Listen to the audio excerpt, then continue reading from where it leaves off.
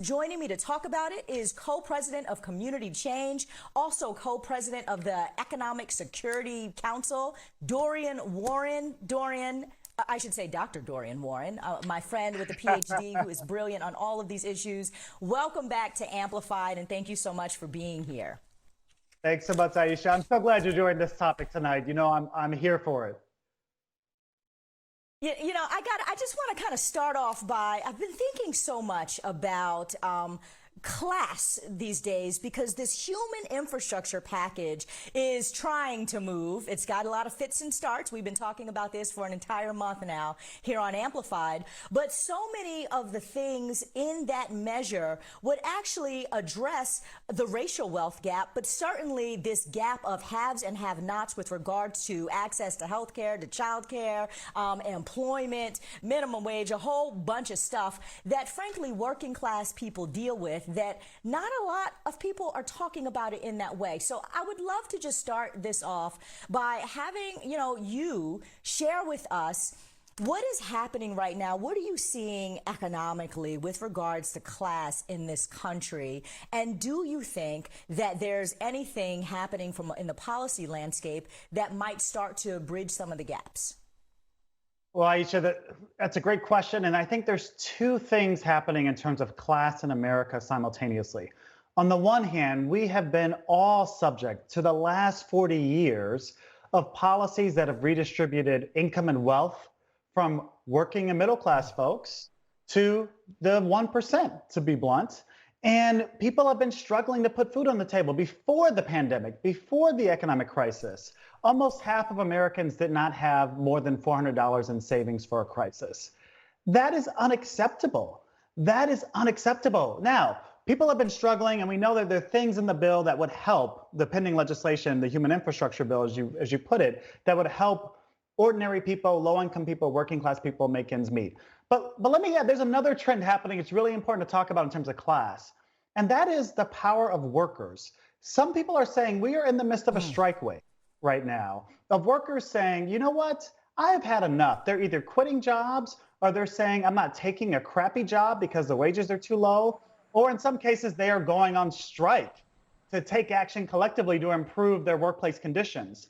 So it's a very interesting moment in which we find ourselves of, experiencing this 40 years of relentless attack on poor and working class folks. At the same time, people are organizing and saying enough already. Yeah, so we are totally going to get into the workers striking. But before we do that, I want to come back to something you just said. You talked about the redistribution of wealth, resources, what have you, to the 1%. And I want you to go in on that a bit, because when I think about the fires and flames that are being stoked in this country, Donald Trump particularly won because he stoked these flames of what is so-called economic anxiety, right, among white people, throwing around this term of economic anxiety to explain, why white working class voters are supporting Republicans who, frankly, are doing what you're saying, redistributing wealth and resources to the top 1%. So is economic anxiety a real thing? And how is one party able to claim both? There's a very simple question that I ask myself and the people I talk to about this when they bring up the economic anxiety argument, and that is, what about poor and working class Black folks? They are experiencing economic anxiety as well, and they are not somehow voting against their own economic self-interest. And even, by the way, middle and upper class Black folks are like, nope. There is a linked fate of, we might call it solidarity among Black folks that are looking out for each other and saying, yeah, I'm experiencing economic anxiety, or clearly somebody in my family is, but I'm going to vote for the policies that are going to redistribute income and wealth downward. And that's the disjuncture we see around race and class in this country. Because, and this is not new, Aisha, from time immemorial, there has been something called the wages of whiteness. And that is the psychological wage that poor and working class white folks get from punching down against Black and brown folks underneath them. Even if they made common cause with poor and working class Black folks, for instance, that would be transformative if white working class folks made common cause with other folks. We also know, by the way, that if you are a poor or working class white person and you happen to be in a union, you are much more likely to be in solidarity with class folks across race, and to vote your economic self-interest, not your racial self-interest. So let's talk about that. I mean, you're right. We are seeing an enormous wave of people who are striking all across industries, be it the Amazon warehouse workers or the crew members in the film and TV industry. We just did a whole segment talking about the John Deere strike. Do you think that workers are finally realizing the power that their labor actually holds? And how do you think all this is going to play out? Woo, that's anybody's guess, and I will maybe take that bet with you in Vegas. But I think it's for sure. Workers have realized both individually that they don't have to accept the bottom of the barrel, so to speak, in terms of jobs and wages. So just today, I mean, you mentioned the John Deere strike. I think today more McDonald's fast food workers went on strike to say, stop abusing and exploiting us, McDonald's. And it's not just around wages. It's around sexual harassment, for instance, and gender issues. It's around dignity and respect on the job. A lot of the strikes we're seeing, Aisha, it's not just about wages. It's about safe working conditions in the midst of a public health crisis that we are not out of yet. So there is something about, we could talk about class in terms of income and wealth. There's also class in terms of power. And I think workers are saying, you know what?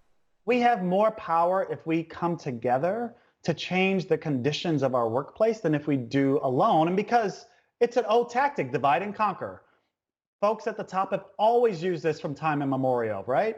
If you just divide those folks underneath us, they won't organize to challenge our own power or to redistribute wealth. And I think Americans are starting to wake up to this tried and true tactic over centuries.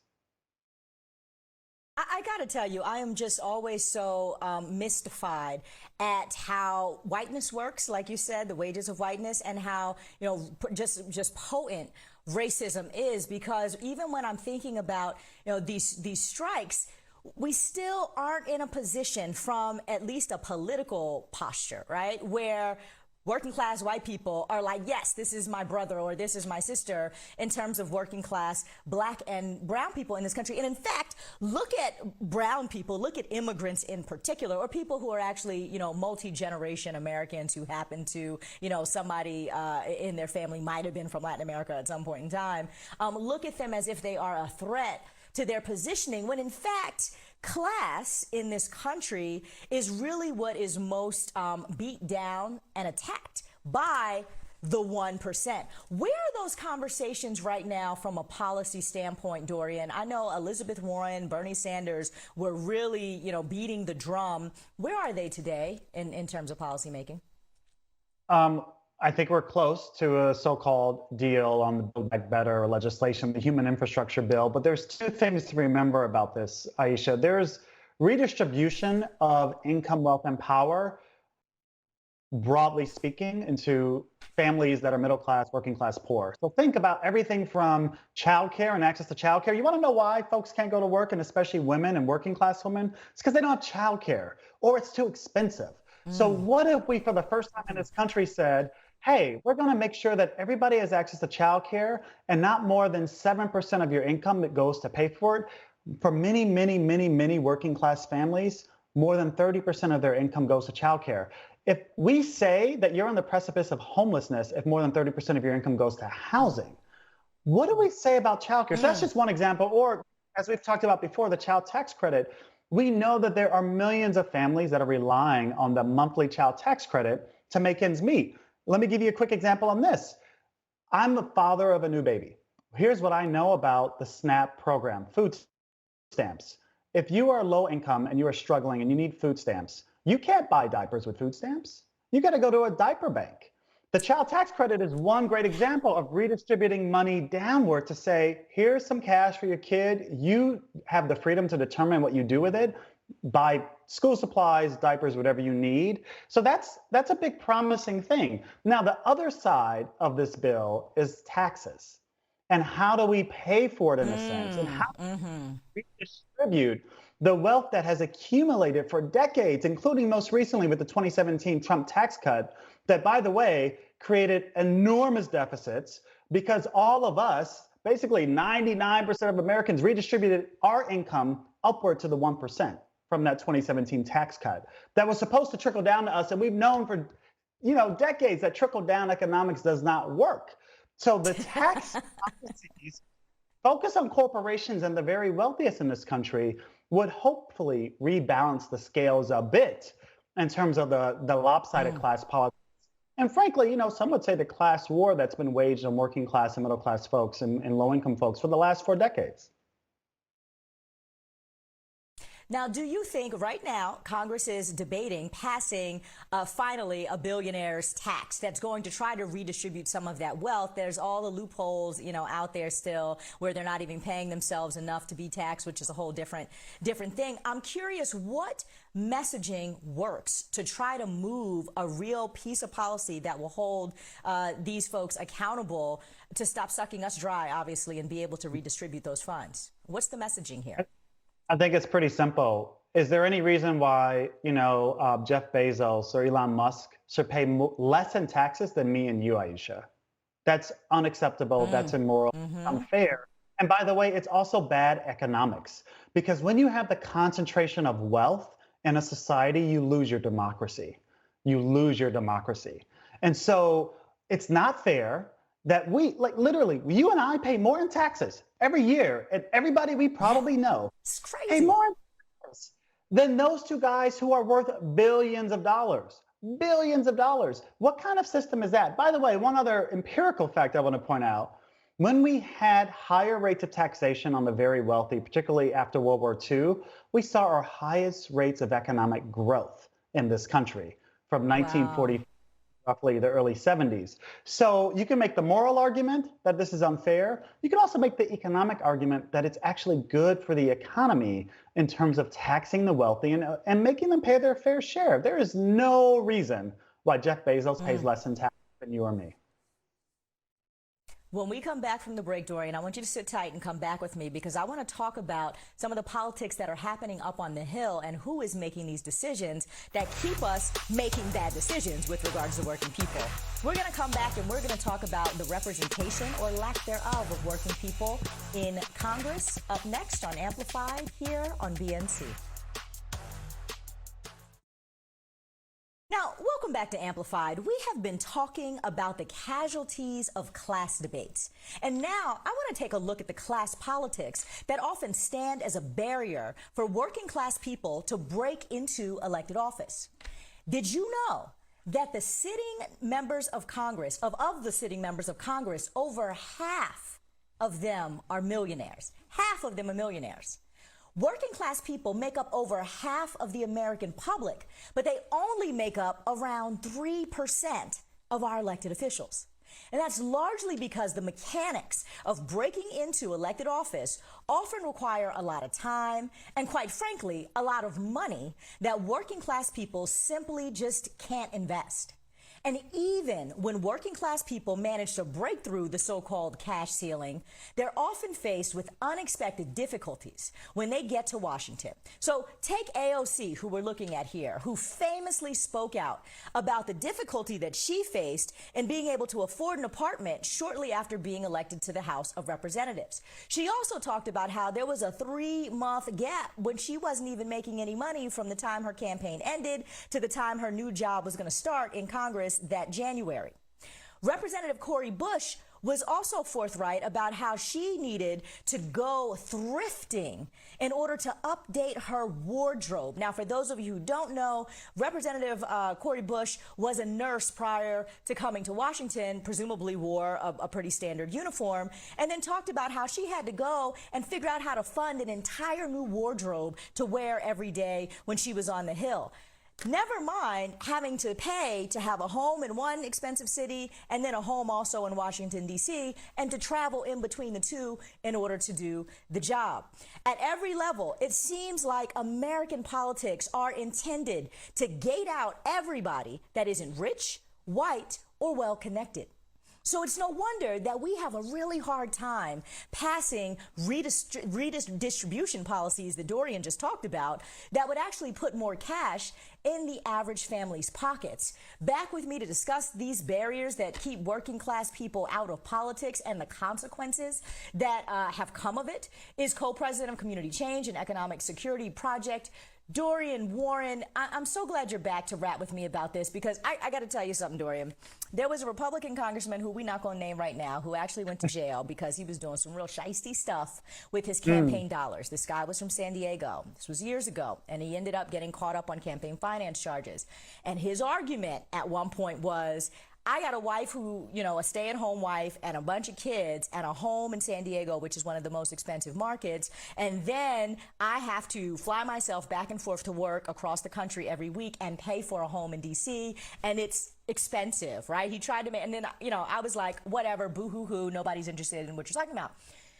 Now, as I'm listening to AOC and I'm listening to other members of the squad who are working people talk about how expensive it is to maintain residences in multiple places to try to do a job on behalf of the people on a salary of what, $250,000 a year that these members of Congress are making? I mean, this is not, being a public servant is not a get rich quick scheme. So I'm curious. Like I said, many of our elected officials are upper class millionaires in some cases. It's really staggering, the imbalance, if you will, and the lack of working people up on Capitol Hill. So I would love for you to just share with us what your experience is trying to have these policy change conversations with people who don't feel the pain that average Americans feel.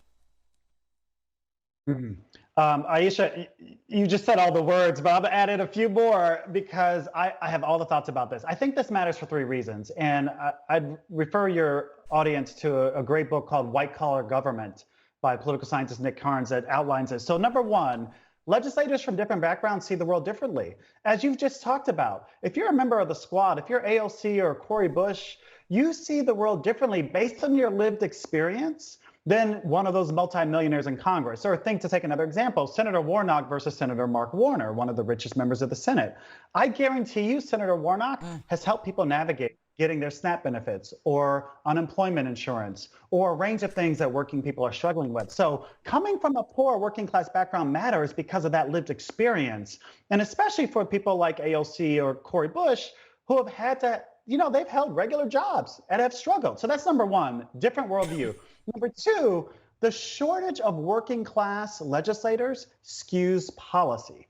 That matters for spending decisions that we've been talking about here. It matters for tax policy. It matters for things like the minimum wage or the right to organize into unions. And it matters because if you are a multimillionaire, by default, your interests are different from the vast majority of Americans. And so do you want to be taxed more? Probably not, even though you might think it's the right thing to do. So we know for a fact, in terms of the empirical research, having the lack or shortage of working class legislators skews policy outcomes that hurts the majority of us. Last but not least, this is not a pipeline problem. This is not a talent problem. This is the problem of money, as you mentioned. There are lots of, say, working class, middle class folks ready to serve their country and their community. But it takes millions of dollars to run a political campaign. And let's say you go to the Democratic Party and say, hey, I want to run for Congress. They'll say to you right back, well, you have to commit to raising this many millions of dollars before we'll even endorse you or support you. That is gatekeeping. That is a barrier to the majority of folks that might want to serve and who should be serving based on their lived experience. Listen, my philosophy is that those closest to the problems in this country should be those that are closest to the solutions. That is not how our Congress works. That is not how our government works. And I'll leave you with this, Aisha. There's a fancy word I'll throw at you called oligarchy. Oligarchy. Oligarchy simply means rule by the rich few. Rule by the rich few. It is not a democracy. Democracy is ruled by the majority, right? So if the majority of Americans are low income, working class, middle class, we are not being adequately represented in our governing institutions, and that is a huge problem. Oh, it's so ridiculous. And we're talking right now about how expensive it is, like you said, to run a campaign. But I'm thinking about how expensive it is, the time, right? The time value here of trying to run a campaign. So if you're somebody who's a nurse or you're a school teacher, I'm thinking about Congresswoman Johanna Haynes from Connecticut. There are a couple of school teachers in there. If you have a day-to-day job, like so many of us, that like we only get paid if we go and we do our hours, or we actually have to show up and report somewhere for work each day. way, we can't then go off into the fog and start running a campaign, because how are we going to manage our lives and feed ourselves? And if we have children, feed our families? You know who also spoke about this? Jamal Bowman, who is recently elected congressman out of New York, talked about that. He was a teacher, went on to be a principal of a school, and is like, this is tricky for me and my family because I bring in an income that supports people, right? That time piece to me seems to be really devalued in so much of this, Dorian. And I wonder if you see any way forward, because the lived experiences of the people are what really need to be driving the policy. What are some things that you see happening out in the country that give us a little bit of hope that there might be ways to support working people trying to ascend to these seats? Ooh, I mean, you just talked about the time tax that the majority of working people face. And it made me think, Aisha, of essential workers who in this last, year and a half we have said to them, you must work for the benefit of the rest of us. Now, we're also debating policies that would affect essential workers. How many essential workers have time to run for Congress, much less contact their member of Congress to say, this is what this means to me, or this is what this potential policy would mean for me? So there is definitely a time tax on the vast majority of us who can't have we don't have the leisure to rule, so to speak, to be in Congress. And so we do have to fix that. So you asked me for promising things. There are so many organizations, Run for Something comes to mind, but there are so many that are really focused on two things: the talent pipeline and recruiting people and saying, you know what, based on your lived experience, you have every single right to be a representative of the people in your community, whether it's in your state house or in Congress. So recruiting people and saying, we will support you. We will help you raise the money, particularly with small dollar donations. I think that's very promising. And then there's some policy reforms we might also look at. So, in the case of where I live in Washington, D.C. or New York City, there is public financing of campaigns in terms of a match for small dollar donations. That's really important, so that if you're working class or low income, you don't have to be running around begging rich people for money, who, by the way, will say to you, if you want my support, if you want my contribution, I need you to take this position against the minimum wage. Now, what kind of sense does that make? So the notion that we figure out an alternative system to support people who want to run for office but come from modest backgrounds, that I think is where we also have to put our attention. This is about a fight for democracy and democratizing our election system, getting money out of politics, and actually supporting those running for office that look like us, that represent us, that have the lived experience that would more broadly represent the majority of us. Yes, yes, yes. Well, Dorian, I have to leave it here, but let's hope that all of the folks who are watching, who might have never seen themselves reflected in our democratic process, consider bringing their experience to bear and actually running for office. Take this as like my first ask of you to go ahead and run for something. Dorian Warren, thank you so much for your brilliant insights. As always, love having you. Looking forward to having you back. Appreciate you, bro.